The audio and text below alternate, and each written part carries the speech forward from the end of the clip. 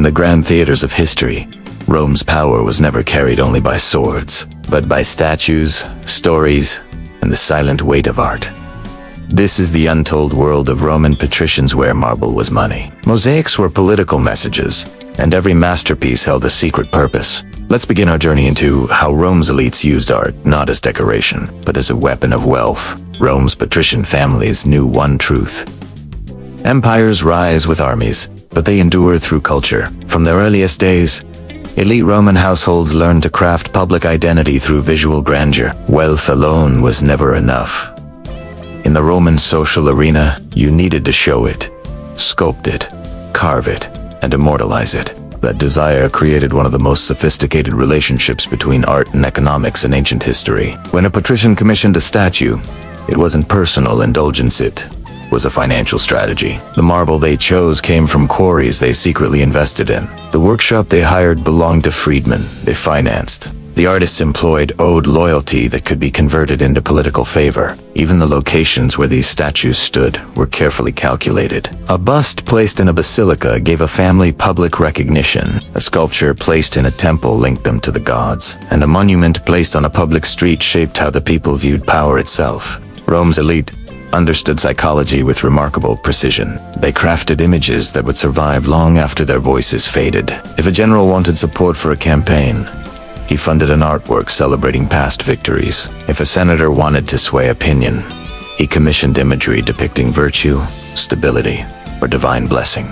Art became a coded language shared only by those who understood its value. Behind these artistic investments were hidden financial networks. Wealthy families pooled money into partnerships that funded villas, workshops, shipping routes, and raw material extraction. These networks remained invisible to most Romans. What the public saw was beauty. What the elite saw was profit.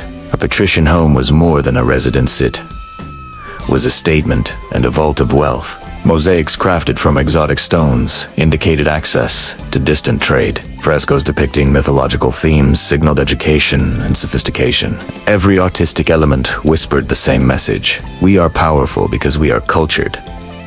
Roman villas acted like modern investment portfolios. Art inside them appreciated in value.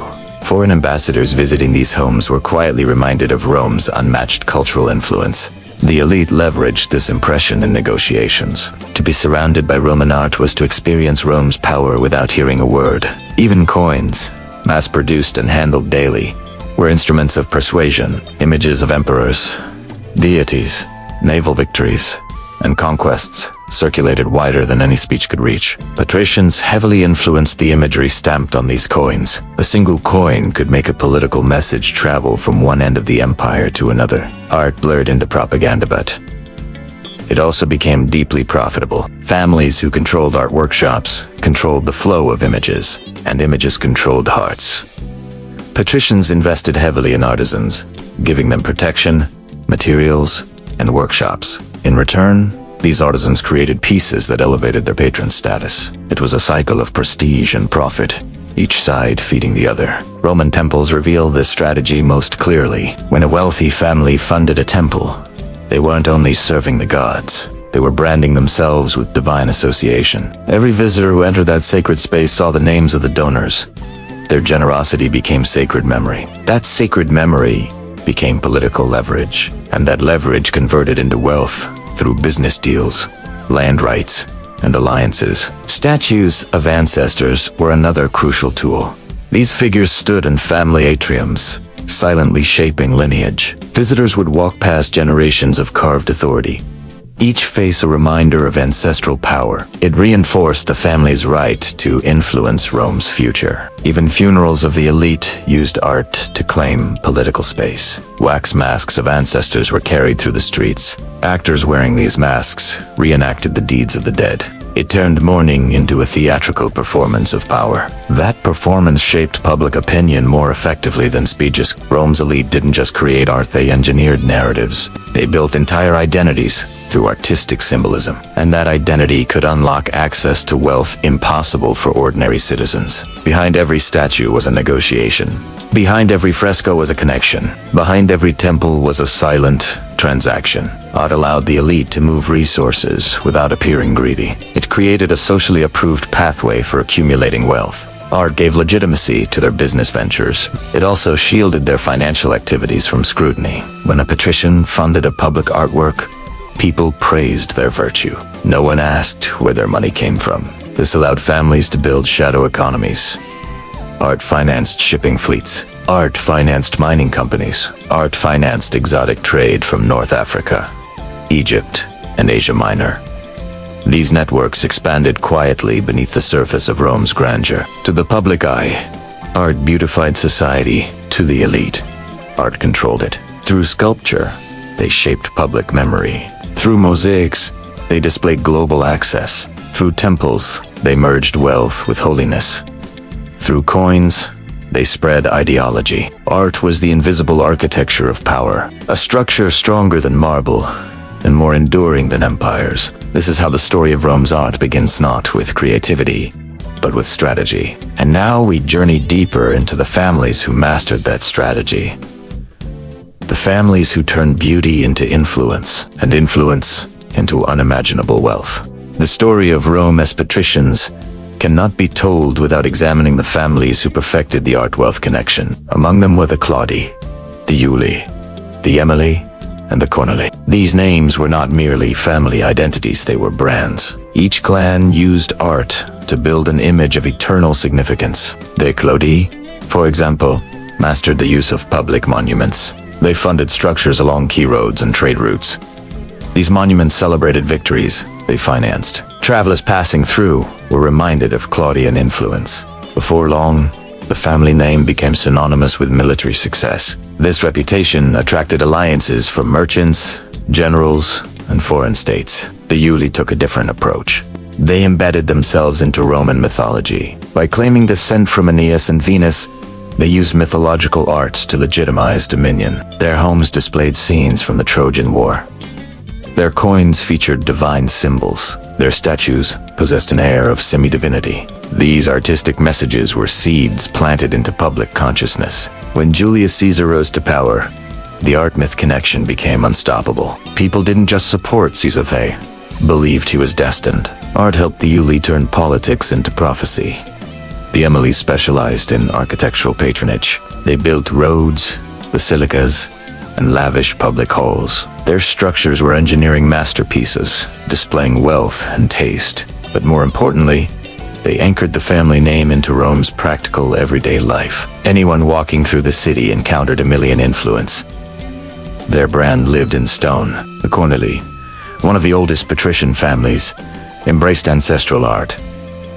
Their residences were temples to lineage. They filled their atriums with busts of past statesmen and conquerors. Visitors faced a silent gallery of authority. It created pressure to treat the family with respect. These artistic traditions shaped political decisions. Senators influenced by powerful imagery often voted in favor of the Corneli. Art shaped beliefs, and beliefs shaped laws. But behind these beautiful symbols were complex economic strategies. Patrician families rarely spent money without expecting returns. Their patronage funded quarries that produced marble for elite projects. They invested in artists whose works appreciated over time. They bought land in regions known for high-quality pigments. They owned ships that transported luxury materials across the Mediterranean. Art was a global business one the elites controlled from quarry to workshop to market. Patricians understood that controlling supply meant controlling value. Marble from Paris, bronze from Cyprus, glass from Alexandria, these materials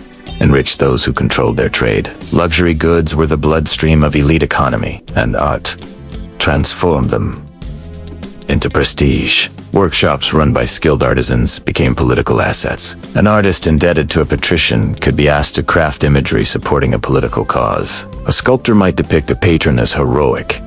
A painter might embed subtle messages into frescoes. A coin engraver might shift a narrative with a single symbol. Art became silent propaganda, powerful, subtle, and persistent. Patricians built vast networks of clients, artisans, and financiers. These networks exchanged favors instead of money. A family might fund a sculptor's workshop. In return, the sculptor created monuments that shaped public opinion. That opinion fueled political victories. Those victories granted more wealth. Wealth funded more art. And the cycle continued endlessly. Even private art had economic value. Villa mosaics could be used to impress foreign guests. Diplomatic negotiations were often held in elaborately decorated rooms. The setting elevated the host's perceived power. Foreign envoys were psychologically influenced by grandeur. Deals made inside such villas tended to favor the patrician. Roman elites used aesthetics as a negotiation tool. Beauty softened resistance. Grandeur created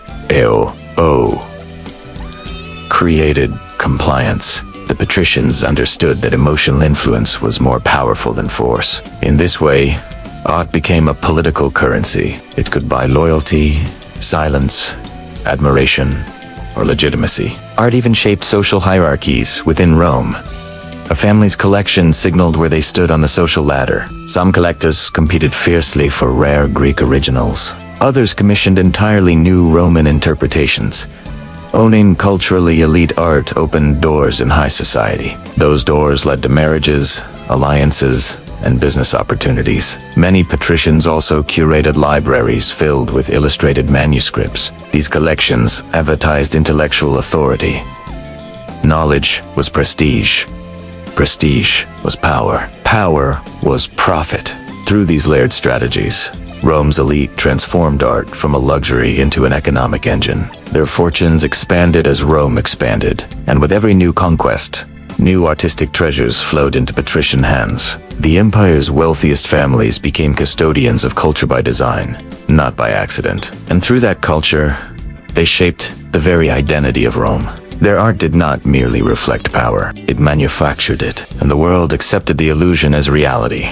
To truly understand the empire's grandeur, we must follow the trail of luxury that powered its expansion. Roman conquest was not driven solely by political ambition, it was driven by appetite. Appetite for marble, bronze, gems, pigments, perfumes, and exotic art forms. Every new province added to Rome's artistic wealth. The Mediterranean became a vast marketplace feeding patrician desires. But these desires were not superficial. They were strategic investments that rewired entire economies. When Rome conquered Greece, patricians seized statues, libraries, and workshops.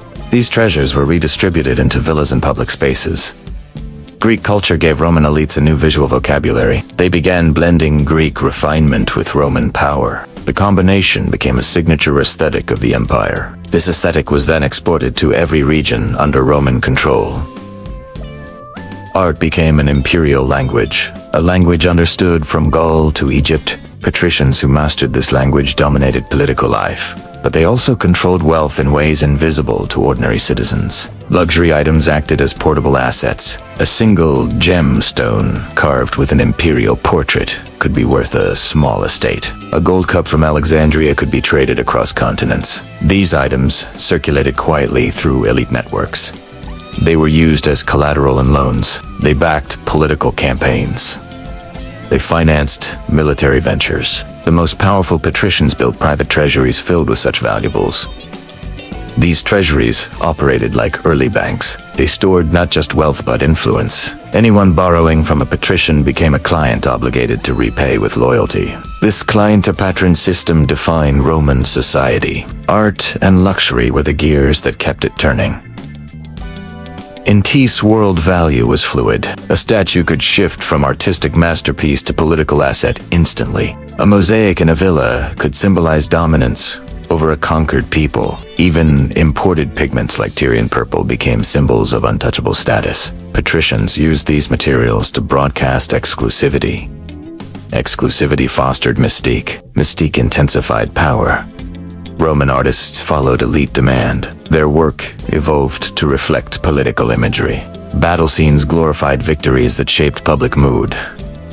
Portraits immortalized leaders and their ideals. Mythological scenes subtly promoted values beneficial to the elite. Art was not neutral. It was engineered. And through this engineering, the elite controlled narratives. Those narratives influenced voters, soldiers, families, and even future emperors. Wealthy patrons often directed what stories art should tell.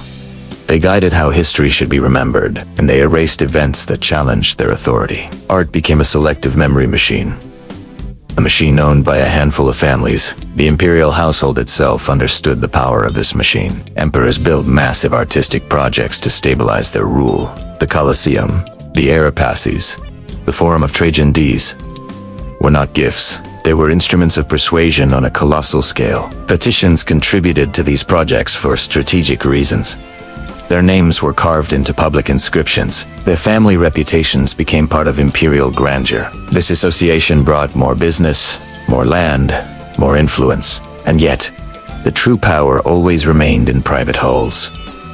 Patrician villas were museums of conquest. Their walls displayed the map of Rome's dominance in paint and stone. Anyone invited inside walked through a visual history of the empire written by its wealth. These private collections grew with every expansion of Rome's borders. Spoils from Dacia, Egypt, Syria, and Hispania enriched patrician estates. Items taken in war were rebranded as tokens of culture. Their origins became blurred, but their values skyrocketed. This conversion of conquest into culture is where art gained its deepest power.